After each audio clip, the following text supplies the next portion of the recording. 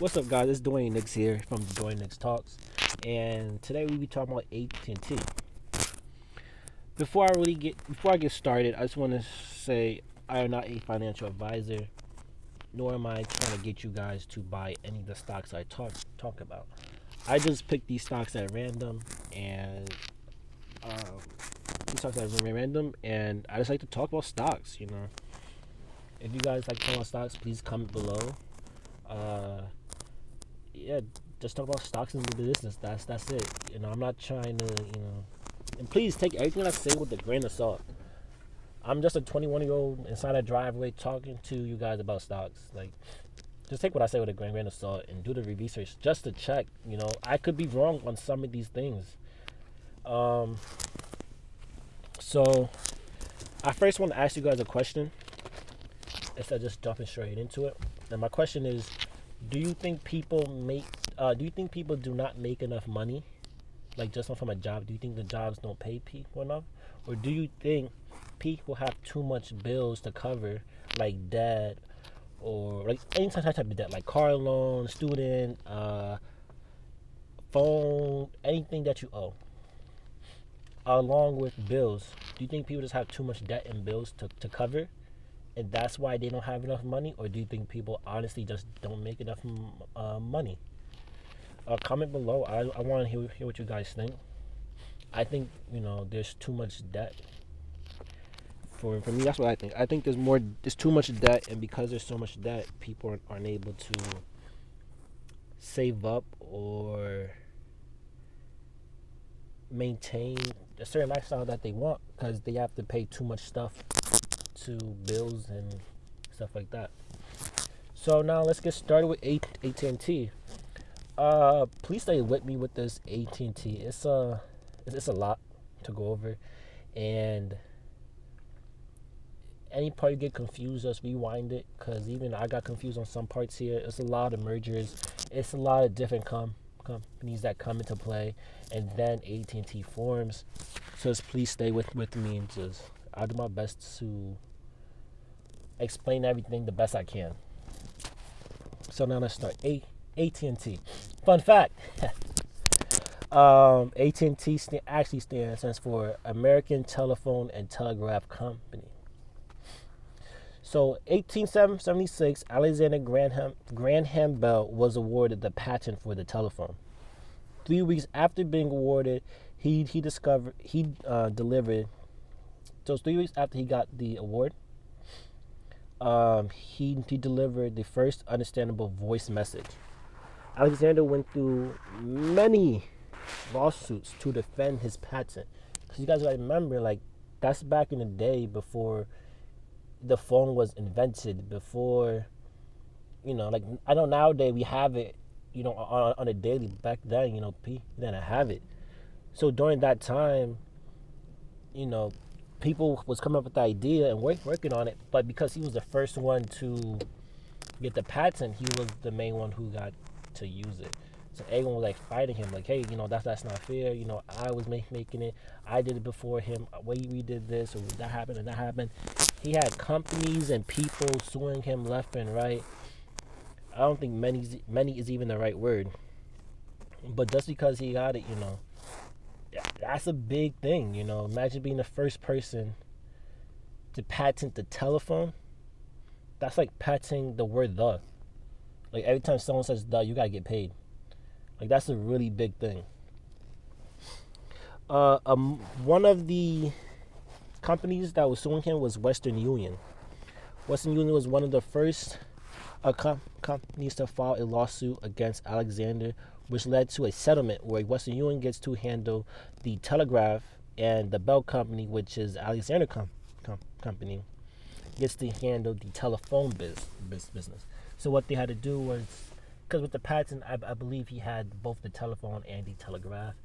But after the lawsuit, they came to a settlement where Western Union gets to handle the telegraph, while Alexander gets to handle the telephone. The Bell Company was a common law joint stock, which was created on July 9th, 1877, in Boston, Massachusetts, by Gardner Green Hubbard, Hubbard, which was Alexander's father-in-law. So Gardner Hubbard was the father-in-law to Alexander. He was helping to fund Alexander's inventions and his work and everything, and also Gardner, he actually owned a deaf school because he had a daughter who was deaf, and he had her in the school, and Alexander was one of the teachers, and so they knew each other through the teacher and the owner of the school, and also knew each other because he was dating his daughter and stuff, and he saw potential in Alexander through like his inventions and his work ethic. So he was like, you know what, let me fund this guy, and it paid off. He got the patent to the telephone, and that led to the creation of the Bell Company. The Bell Company. The company was the Bell Company was split by four people. Sorry, I got one of the. I forgot to write down the fourth name. So it was Gardner Green, Thomas Sanders, and Alexander Graham Bell.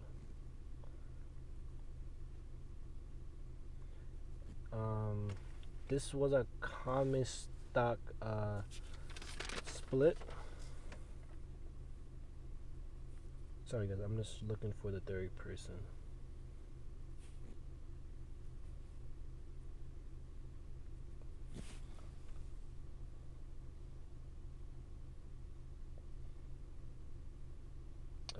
I just put it inside the description below. But for right now, okay, let's continue with it. I'll put in the description below the three names. I mean the four names and what percentage of the company that each one of them had owned. So start description below for that one. Early on, Alexander Graham Bell, he had ultimately sold off all his shares and wasn't too much involved in the company anymore. So I believe Alexander had 30% ownership into the company, and he sold off all his shares early on and stopped working within the business. You know, he wasn't too much involved. I mean, in 1878, they created another company called the New England Telephone and Telegraph Company. Remember, guys, all this leads to AT&T. Just follow me, please. Leads to the the next company. They made a second company called the New England Telephone and Telegraph Company. Excuse me. The Bell Company was established as a place to hold patents, while the New England Telephone and Telegraph Company was created to license the telephone extension in New England. The telephone extension is the operators who connect your call. So say you call, they connect you to the person that you're gonna that you potentially to talk to. A common stock, joint stock, is a business entity where shares can be bought or sold by shareholders, and can transfer their shares to each other without effect happening towards the company. February 17th, 1879, the Bell Company and the New England Company and the Bell Telephone Company and the New England Telephone and Telegraph Company, they merged together and formed the fusion of the American Bell Telephone Company. Soon the American Bell Telephone Company, they acquired Western Electric, which was a manufacturer for the telephone products. This acquisition helped them a lot with establishing more of a long distance line. So more of the distance call, because of this manufacturer, they was able to just they start putting out more and more able to conquer the long distance lines. And the reason why you don't hear too much competition is because they have a patent for AT&T. well, I mean, they have the patent for the telephone and telegraph, and because they have, I mean, for the telephone, and because they have it, there's not too much competitors because they basically own the idea with the patent. 1884, the American Telephone Company famously built a line that connected New York and Boston. To manage their long distance, they formed a daughter company called American Telephone and Telegraph Company.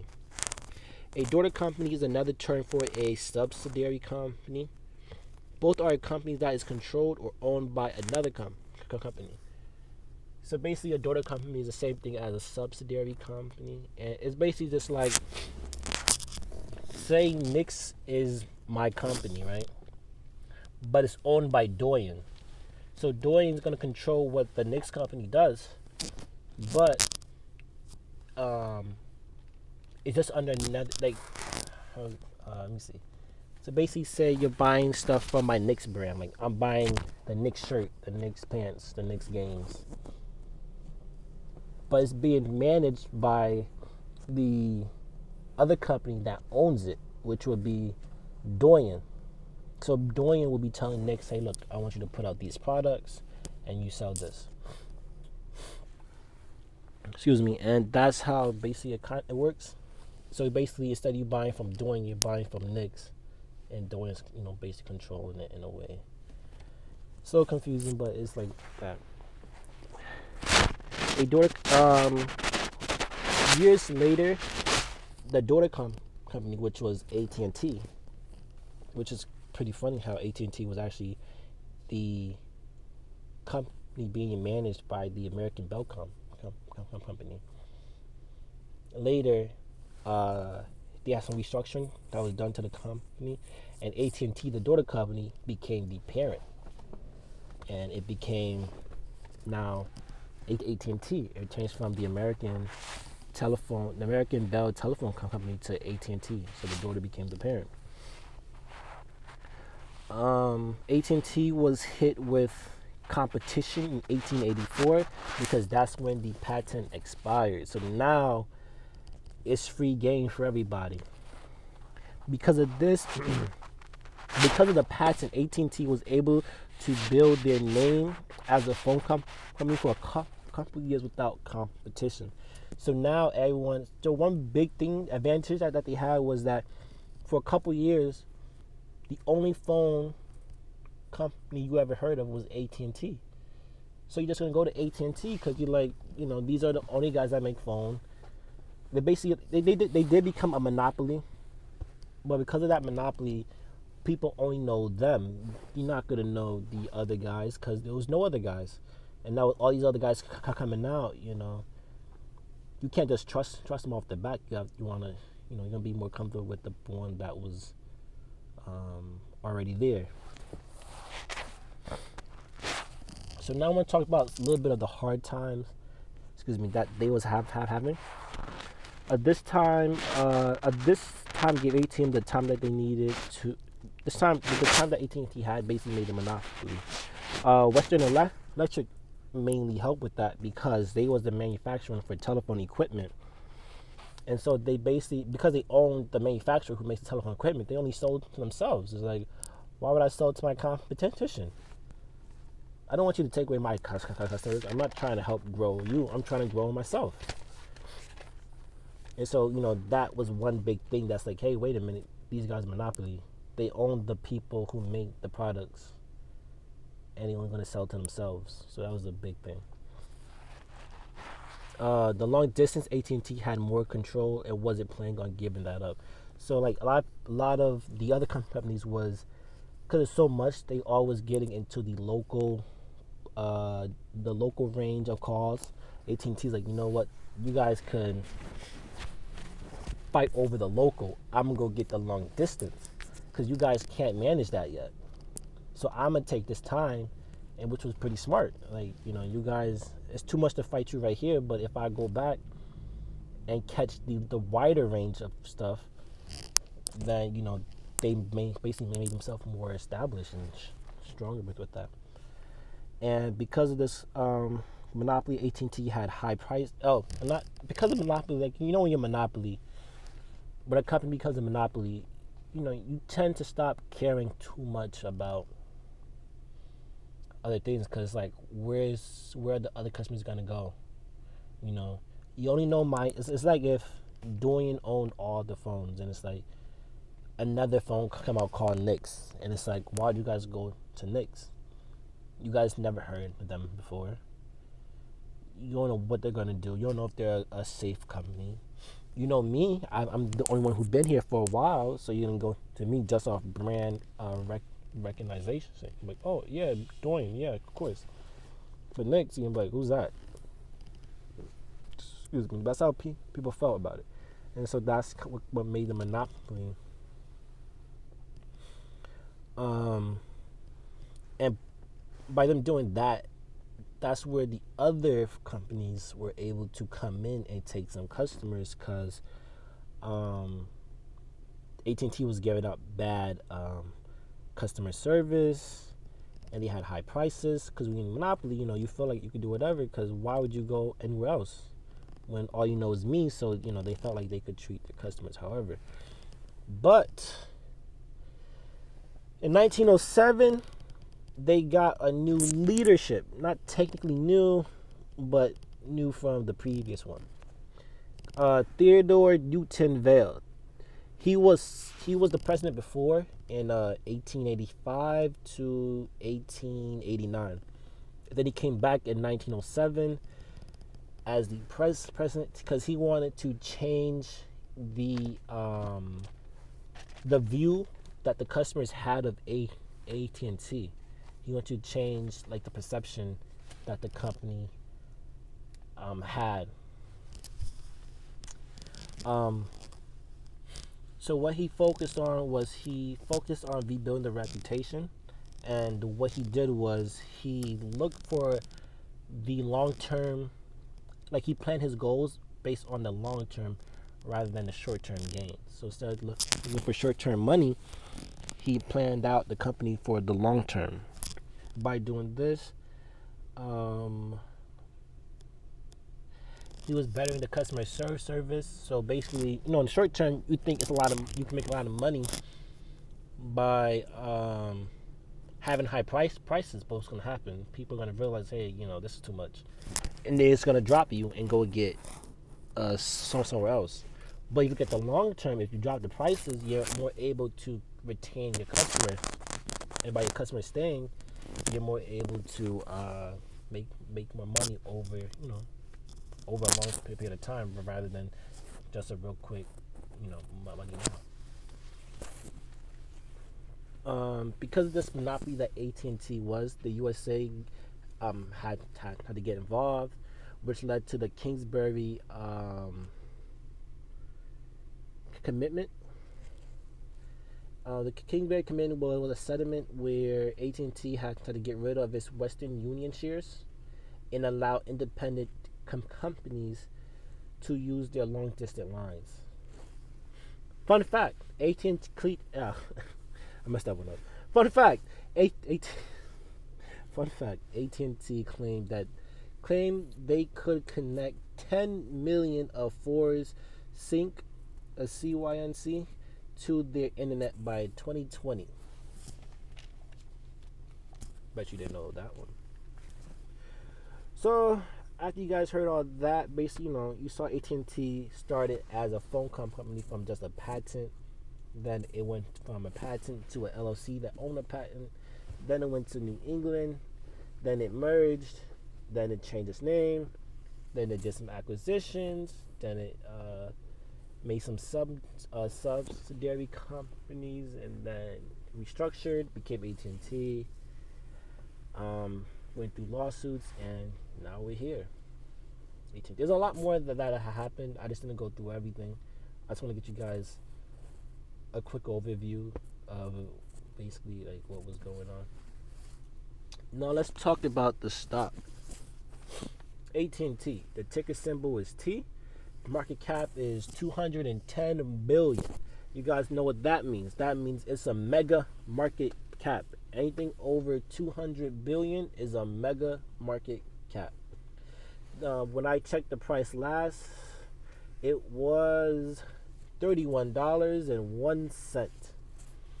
The EPS on AT&T, I'm gonna start from quarter four of 2019, which is the fourth quarter, the last 3 months of 2019. So quarter four 2019, the estimate for EPS, which you guys should remember, EPS is earnings per share. The estimated EPS was 87 cents, and the actual EPS was 89 cents. So they beat it. Quarter one of 2020, the estimated EPS was 85 cents, and the actual was 84 cents. So they missed their earnings per share in quarter one of 2020. Quarter two of 2020, the estimate earnings per share was 79 cents, and the actual earnings per share was 83 cents. So that was really good. They beat it. And then in quarter three of 2020, the estimated earnings was 76 cents, and the actual was 76 cents. So they met it. I guess you count that as met. Yeah, let's say it's met. It's not beating, but it's met. And so these are also things you want to look at with the company to see if are they hitting their earnings. And this one you can see they beat, miss, beat, met. Quarter four for 2020 will be announced on January 27th, and its estimated EPS is 73 cents. So let's see if we're gonna hit, miss it or hit it, or miss it, beat it, or miss it, beat, or met it. You guys know what I'm saying. So we're gonna see January 27th. It will be announced. So stay tuned for that one. Let's get into the dividends. So let's start with in 2019 the dividends. So so the dividends for quarter four of 2019 was 51 cents. So when you look at the dividends, it's going to say the date EFF, and that's basically the day you have to buy the stock by. Like that's the day you have to buy the stock by. If you buy it afterwards, you will not get the dividend for that stock. If you buy any time before, you will get the dividend for that stock. So that's basically what the date ETF means. And then the other date I have is the payment date, which is where they got paid. So in quarter four, on October 9th, 2019, that's the day you had to buy it by in order to get the dividend. And on November 1st, 2019, that's when you got paid 51 cents for that one quarter. On January, so the day you had to buy it by in the first quarter was January 9th, 2020. And then on February 3rd, you got paid the 52 cents. April 8th, 2020, you had to buy the stock by, and on May 1st, you got paid 52 cents. On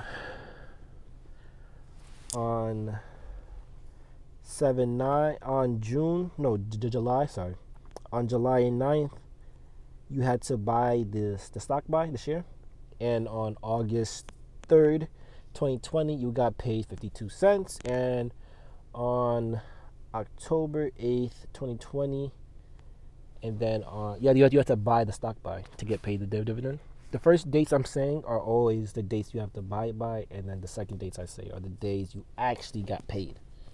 And then on November 2nd, 2020, you got paid 52 cents. With just 2020 alone, if you had say you bought one AT&T stock, I don't know, December of 2019, that one stock would have paid you $2 back just this year, $2.08 just this year alone. So, AT&T is one of those stocks. It's pretty good with dividends. It's $30 and you get paid $2. And throughout the years, their dividends have just been increasing by a penny. So every year you'll see it going up a penny, up a penny, up a penny, up a penny, up a penny. It might not seem like a lot, but that's 4 pennies you're making more each year. And after a while, they're already at 50 cents. So you get 4 quarters. So right now you're making $2 a year off of just one stock that costs $30. So imagine if you had 2, now you're making $4, and you keep buying shares, you're just gonna be making some money off of it. Okay, now this is a new thing I want to try, and I want to show you guys this is something you should do. Well, I think you should do, but take it with a grain of salt. If it works for you, it works. If it doesn't, it doesn't. But I think something you should try when you're looking at to buy a stock. So what I do is, earlier this year in January, I noticed all the stocks was pretty much at its highest. The majority of them was at their highest. Like, it was really high earlier this year. And then in March, when anything happened, all the stocks dropped dramatically. And then now you could kind of see where the stocks are. I don't believe every stock is exactly where it should be. Some are way too high and some are low. So this is what I do before I buy stock. It's basically like I compare each of those 3 dates. I compare the highest price it costs either in January or February, because this year most of the stocks was at its highest at that time. I get those dates either in January, February, or March when it was at its highest, and then I compare it to when it's dropped its lowest in either March or April, and then I write down the highest date in January or February, around the lowest date when it was in either March or April, and then I write down the current date that it is now of all of those stock prices. So I write down the date and the stock price at the time, so you could see, has it recovered? How is it looking? Is it still bad? Is it good? Like, how is it working right now? So in January 1st, 2020, AT&T stock price was $39.25. On March 18th, 2020, the stock dropped from $39 to $28.09. And as of me writing this on December 11th, 2020, as of the stock market closing on December 11th, 2020, the AT&T stock was $31.01. So you can see that, you can see that the stock actually, it came back a little bit. Not too much, but it came back and recovered a little bit. And you guys could look at this and to see if your stock is worth buying back, or is it, basically just use this to see if it's the time to buy the stock. That's what I use. I like looking at this, and to me, it seems good. But I'm not telling you guys to buy it. I'm telling you guys to do your research. Fun fact. Okay, I'll be honest with you guys. I couldn't find too many fun facts, so I just turned this Ford and AT&T collab into my fun facts, because it seemed kind of cool to me. AT&T and Ford collaboration will allow the CYNC to connect to platform. It will let drivers remotely lock and unlock their doors, locate their cars through GPS, and remotely start their car. So if you're looking for a Ford, AT&T will help connect your car to the platform where you can lock your doors. Now I want to get into the holders and the shareholders and the mutual funds that have AT&T stocks. So 0.0 8% of shares are held by insiders. So less than 1% of all the shares of AT&T are actually owned by the insiders. These are things you want to look at. You want to look at, is the CEO of the company actually have shares in AT&T? Like, is he committed to his company, or is he just there? You know, these are things you want to see. And just because it's 0.08% of all insiders have AT&T shares, still doesn't mean that they don't have a lot of shares. It's just showing the representation of their shares combined. I mean, their shares against the outstanding shares and the shares that are owned by other institutions. It just showing how much of the shares are held. So the 53.59% of shares are held by all institutions. So more than half of all shares are owned by, are all held by over 3,000 different institutions.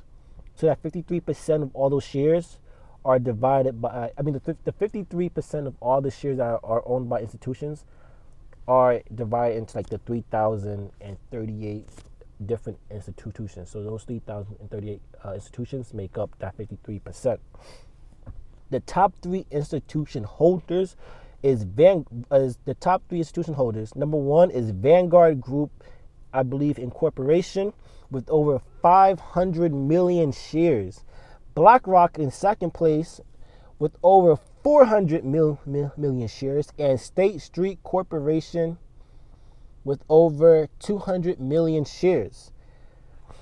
So that's, and please right here, I could be wrong with the shares, because with Yahoo Finance that I use, to find these information, you just go to Yahoo Finance, you type in the stock you want to look at, and you go to the holders, and you can see all this information. It gives you more than what I'm even saying, but these are stuff I just look at, and I just want to, show it to you guys, tell it to you guys. I'm not sure if all the numbers in Yahoo Finance are in the thousands or in the ones. I know their income statements are.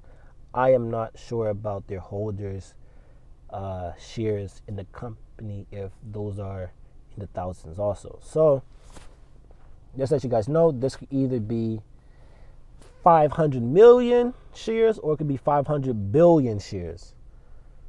So it could be either one with these. I still haven't figured out if those numbers are counted as the thousands or counted as ones yet. So right there, I'll tell you, take my words with a grain of salt.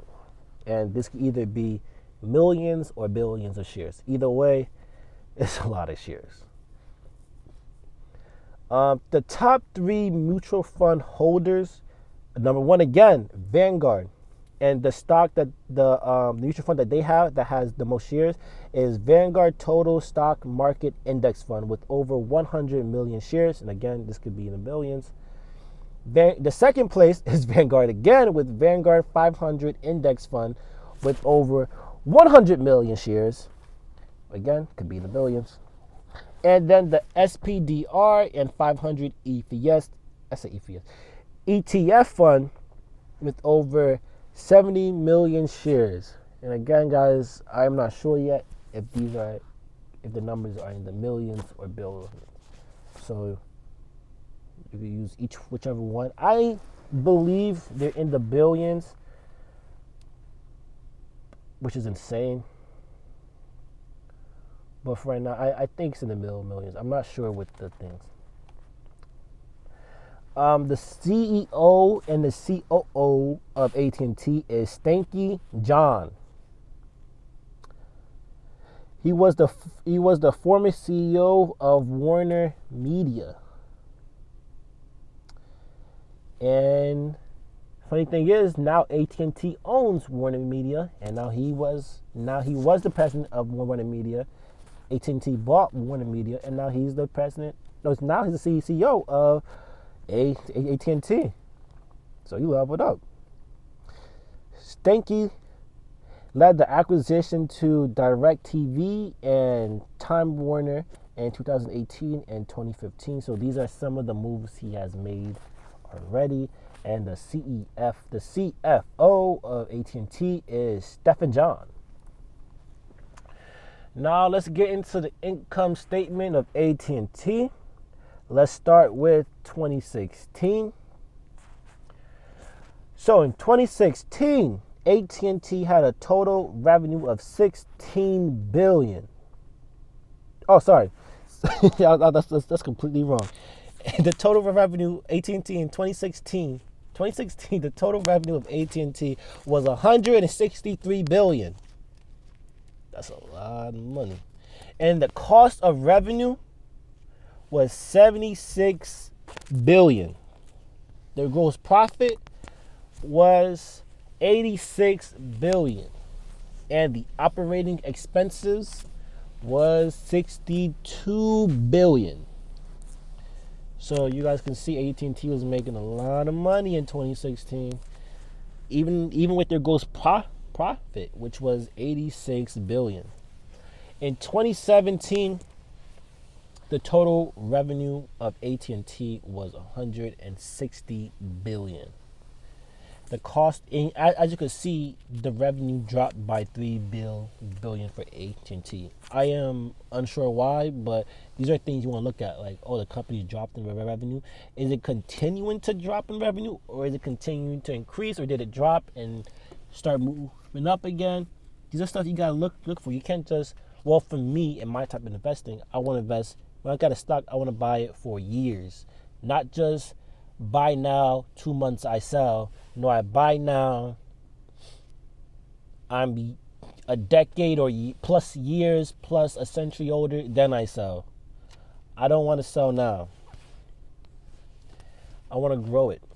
So when I buy, I'm buying for the long term. So because I'm buying for the long term, I'm going to review some of the basics about the company to make sure when I invest into them, I am understanding that, they're going to grow, they have a future, they're not done with their money, they're not going to go out anytime soon, they're not going to be jumping here and jumping there. They're just going to have a steady increase in the dividends and a steady increase in how much it costs. So when by steady increase, I mean like every year it's probably going up a couple of dollars or a couple cents.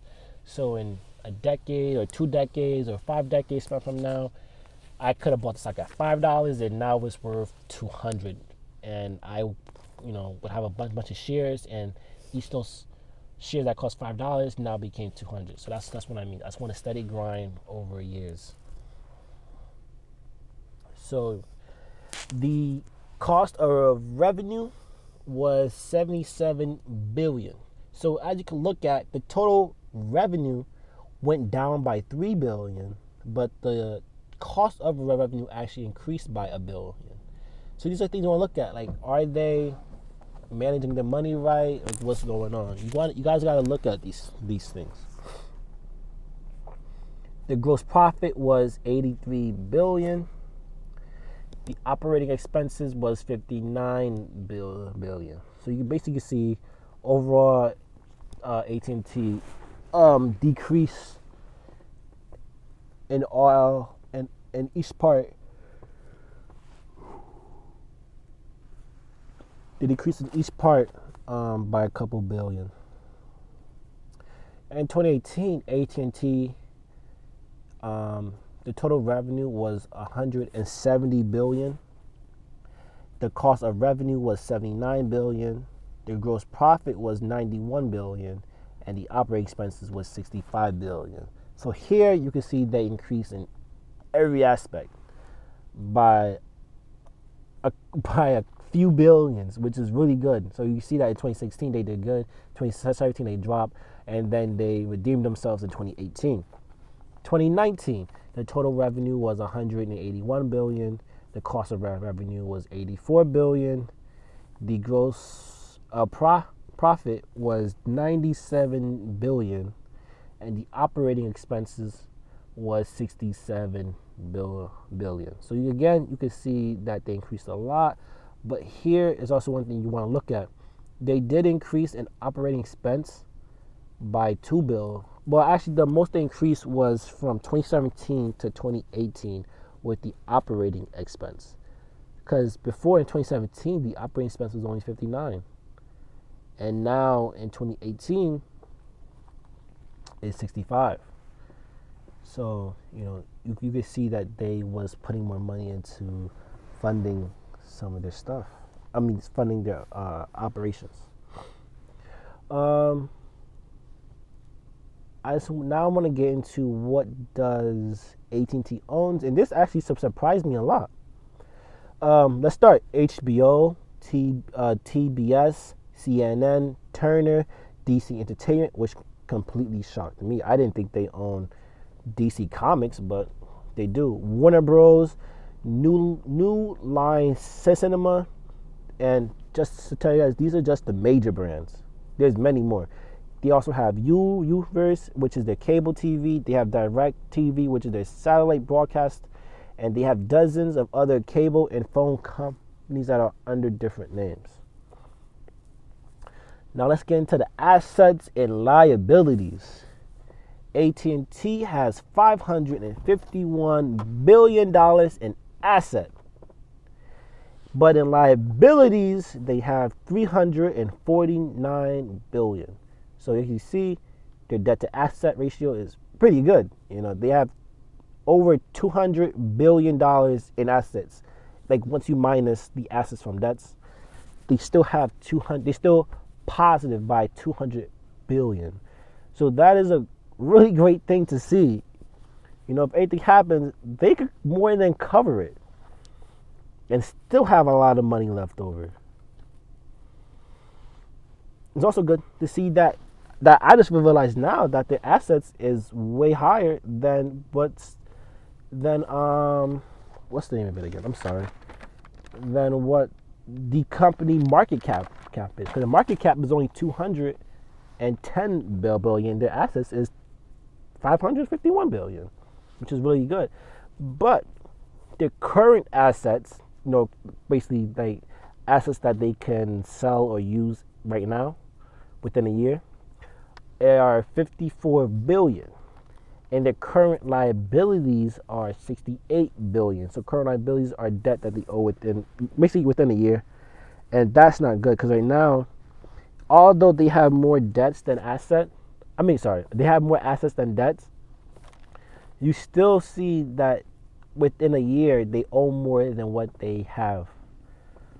And this stats are just from 2019, is these assets versus debt. Fun fact, AT&T has the call records. AT&T call records can go back 3 decades. Did you know that? AT&T has 243,350 employees. And I want to talk to you. This is another part you guys want to understand is, how does your company make money? And the reason why you want to know, it might sound like a question that's like, oh, AT&T does phone. But you have to really understand, how does your company make money? Because in case anything happens, you want to understand that, oh, these guys are good because this situation doesn't harm them. Only if this crazy scenario happens, then they are harmed.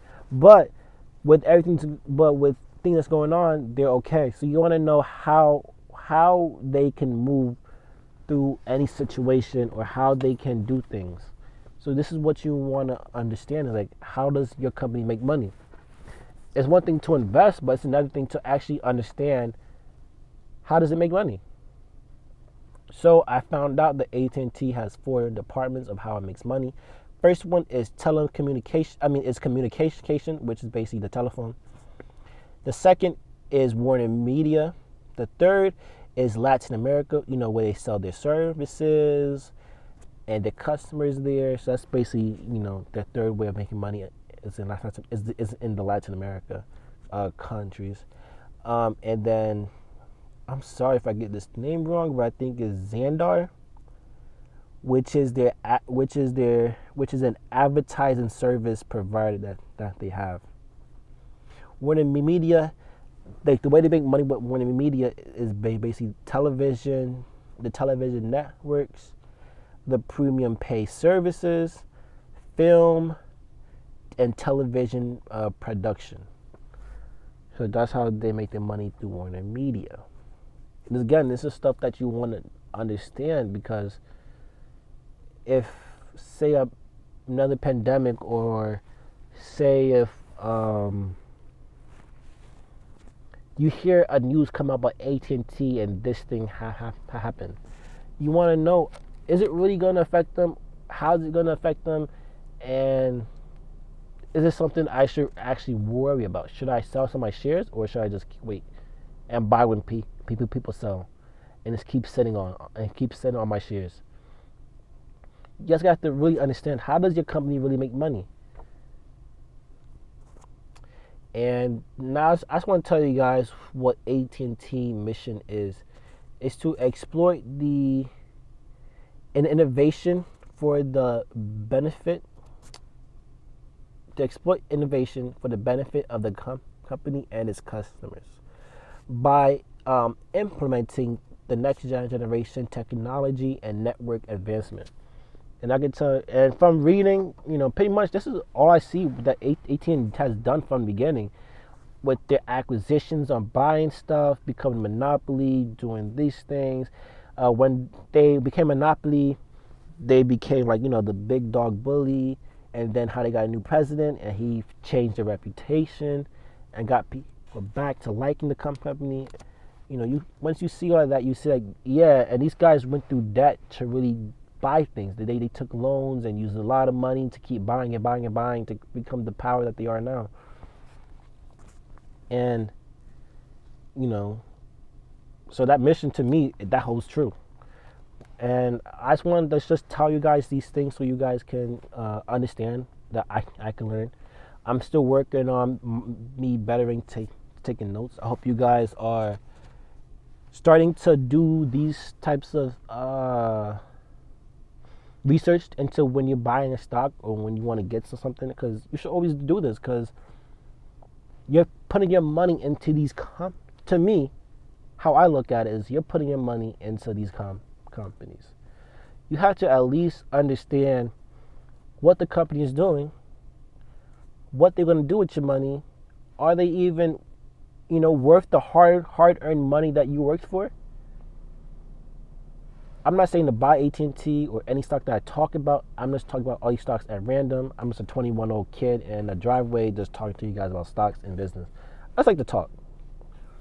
But I'm just want you guys to think like, hey, look, if I work hard and I put this money into this company, am I going to get anything out of it? Like, what is there for me in return?